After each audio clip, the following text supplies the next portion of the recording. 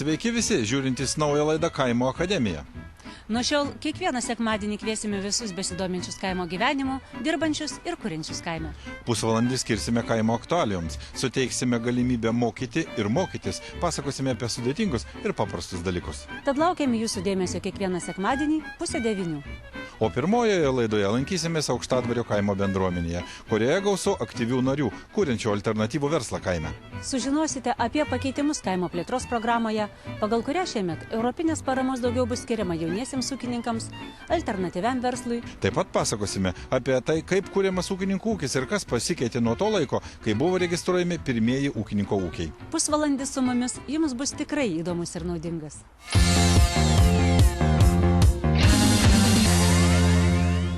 Konkursas kaimo bendruomenių ir vietos veiklos grupių pasiekimai ir projektų idėjos parodė, kad kaimo žmonių sumanumas ir energija gali kalnus nuversti. Per pastaruosius 6 metus ne viename kaime pagerėjo vandens kokybė, įgytos patalpos kultūros ir sporto renginiams, matyti gražėjančias gyvenvietės, o jose vis daugiau besišypsančių žmonių. Įdomiausių projektų idėjos buvo pristatytos kaimo bendruomenių šventėje Patirties pilni vežimai. Nugalėtojų patirtis tikrai verta dėmesio.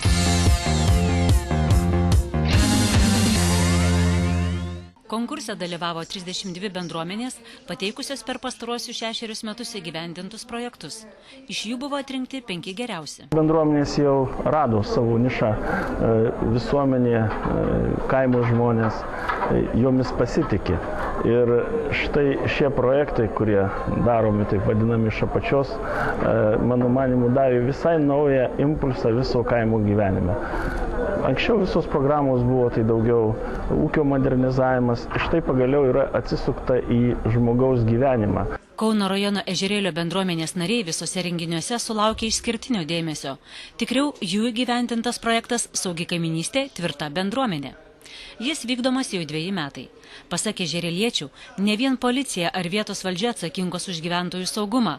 Svarbu kiekvienam iš mūsų išsiugdyti atsakomybės ir pareigos jausmą, nepraeiti pro šėliojantį jaunimą ar nutilėti apie girtą į mašiną sėdusi kaimyną. Projekto dalyviai mokėsi pirmosios pagalbos priešgaisrinės saugos savigynos kursuose. Ežerėlyje įrengtos stebėjimo kameros. Į savisaugos grupę susibūrė per 30 žmonių, jau susidarė eilė norinčių joje dalyvauti. Už kaimo gyventojų bendruomeniškumo ugdymą projektas ir buvo įvertintas.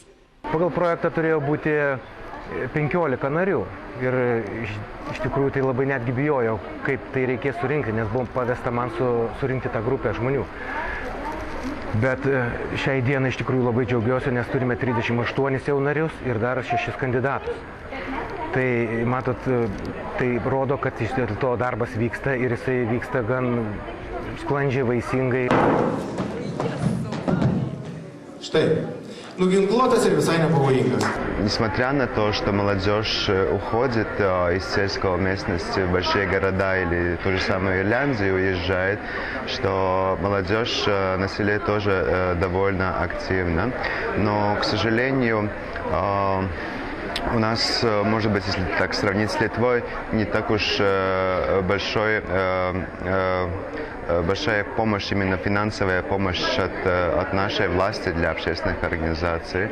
Поэтому можно сказать, что именно такой европейский фонд – это одно из возможностей, где идеи сельских людей могут быть поддержаны.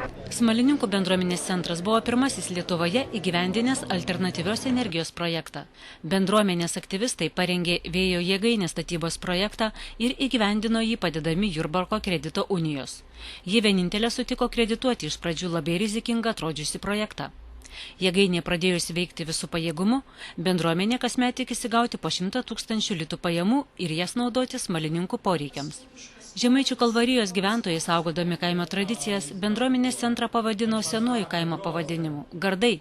Čia ypač didelis dėmesys skiriamas savitarpio pagalbai, labdaringoms akcijoms, rengiamas popietė žmonėms, kuriems reikia pagalbos. Už partnerystę ir bendradarbiavimą Gardų bendruomenė nusipelnė būti tarp 5 įgyvendinusių įdomiausius projektus. Daugiausiai projektų gavom tai kaimo tradicijų išsaugojimas, paveldas, šitoj nominacijoje daugiausiai gavom. Antra pagal dydį buvo kaimų atnaujinimo programa. Tai remontai įvairūs jau verslumo ugdymo projektai ir panašiai. Tai vis dėlto tradicijos kaime yra labai svarbios. Iš tikrųjų, man tai visi projektai buvo šaunus ir aš norėjusi visus apdovanoti, tiesiog, sponsorių trūkumas šiuo metu Lietuvoje neleido mus to padaryti. Gavome 33 projektus ir visus vertinom, visus perskaitėm. Vieni silpnesni, kiti stipresni, matosi, kad rašyta ar pirmą ar antrą kartą jau labai jaučiasi ir ta pati struktūra sakinio jau vienų dar tik pradeda, kitų jau įgudusi, bet tas labai jautėsi iš tikrųjų, bet kaip aš sakiau, kad įvertinus žmonių nuoširdumą, žmonių darbą, kas slepiasi už tų projektų, tai yra labai daug. Už kaimo kultūros ir tradicijų išsaugojimą šventėje apdovanotas Kutiškių bendruomenės centras, už sporto tradicijas ir renginius kaime Balbieriškio kaimo bendruomenė. 2011 kaimo bendruomenėms atvers naujų galimybių. Šiemet valstybės lėšomis numatyta remti bendruomenių įgyvendinamus projektus iki 25 000 litų. Pirmenybė bus teikiama niekada paramos negavusioms bendruomenėms. Atsinaujinusi ir pasikeitusi laida Kaimo ir apie kaimą toliau keliauja po Lietuvą. Kaimo akademija aplankė kitą kaimo akademiją Aukštadvaryje.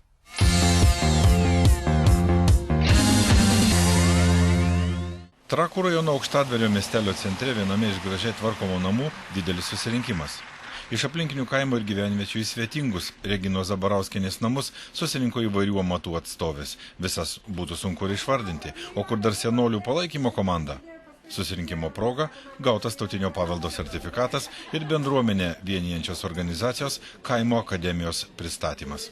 Šiandien labai atsargiai ponas Urba klausė, kada gimė pas mus Kaimo akademija. Aš sakau, vasarą, kai vykdėm projektą, jie mūsų tautiečiai. Žmogus atsiduso ir sako, bet tokį pavadinimą žadame savo laidai.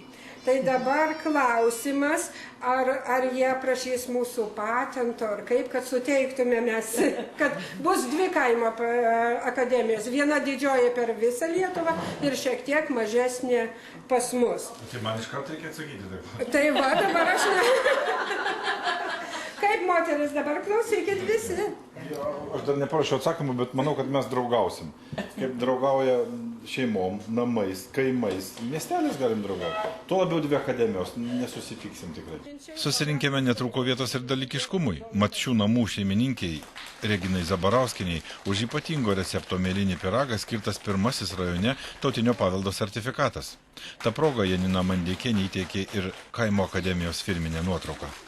Sumanę kepėją sveikino ir jos mokiniai, Tiltų kaimo bendruomenės atstovai ir viešosios įstaigos Kaimo iniciatyvų ir amatų centro vadovas. Aišku, neapsieita ir be kuklių dovanėlių. Rajono laikraščio prenumeratos, jos įtiektos ir kitiems aktyviems bendruomenės nariams, susėdusiems prie pačių suneštų įvairiausių skanumynų stalo. Čia sėdi Aukštadvario Kaimo akademijos rektoratas visas.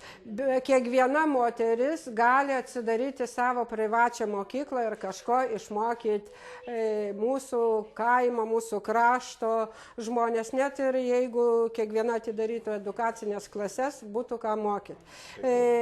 Sakysim, Petrutė galėtų pamokyti kiaušinio marginimo tradiciją, kas jau nelabai daug išlikė Lietuvoje tokių žmonių.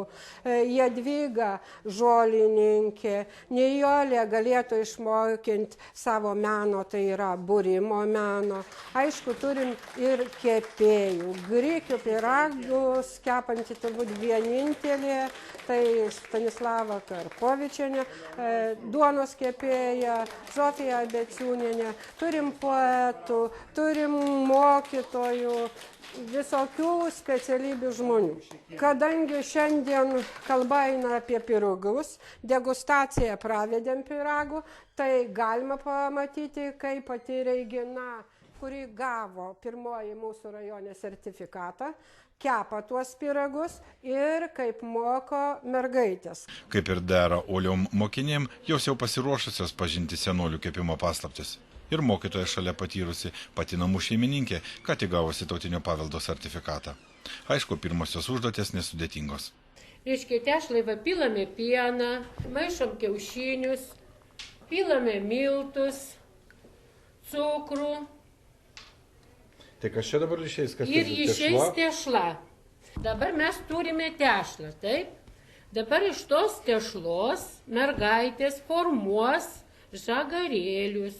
Ne tik žagarėlius mergaitės jau moka kepti. Kepė jos čia ir įvairius sausainius, kučiukus, kuriuos po to dalino vienišiems gyventojams, lankėsi ir Rūdiškių vaikų namuose. Aišku, sudėtingesniems darbams virtuvėje perprasti reikia ne vienos pamokėlis, tačiau unikalūs mokytojos kepiniai, mėlynis pyragas, už kurį gautas tautinio paveldo sertifikatas, teikia gražių vilčių. Tas mėlynis pyragas, jis keliavo labai daug metų ir mes vis tik išlaikėm tą senolių visą tradiciją ir dabar ir vaikus norim išmokyti to senovinio meno. Tai čia mano promočiutė kepė pyragus, paskiau perėmė močiutė, mama, o iš mamos aš, o dabar jau perdodam patirtį vaikams savo. Ir anūkėm. Taip, ir anūkėm. Čia mano anūkė 5 metų. Aprodydama savo virtuvę ir jau iškeptos pyragus, beje, kurių receptas laikomas paslaptyje, Regina pasidžiaugė, kad sąlygas perimti senolių tradicijoms jaunimas turi geras. Reikia darbštumo ir meilės. Ir ne tik pyragų kepimo galima mokytis Aukštadvario kaimo akademijos bendruomenėje. Toliau tęsim projektą Jie mūsų kraštiečiai, tai išrenkam žmonės, juos skatinam, kas mezga, audžia, piešia ir kitų visokių profesijų žmonės, kad galbūt tai yra vyresnio amžiaus žmogus ir net ir jeigu jam 70 ar 80 metų, jo būna pirmoji paroda gyvenime. Taip pat Žemės ūkio mokyklos mokiniai organizuoja visokias parodas, vidurinės mokyklos mokytojai dirba su vaikais technologinių būrelių ir tada išreiškėja vaikai, kurie turi polinkius, sakysim, vieni į kepimą, kiti į mezgimą, į audimą, į medžio drožėjus ir taip toliau. Tai dirbsim, skatysim žmonės, ieškosim kaimuose tų perliukų, kurie sertifikuosis, gaus sertifikatą, atidarinės savo įmonės, plės veiklą, o kaime darbų pilna. Nebereikalo sakoma, kas ieško, tas ir randa. Taip ir su alternatyvia veikla papildomais darbais, kuriuos planuoja arba jau ir pradeda aktyvus Aukštadvario krašto žmonės.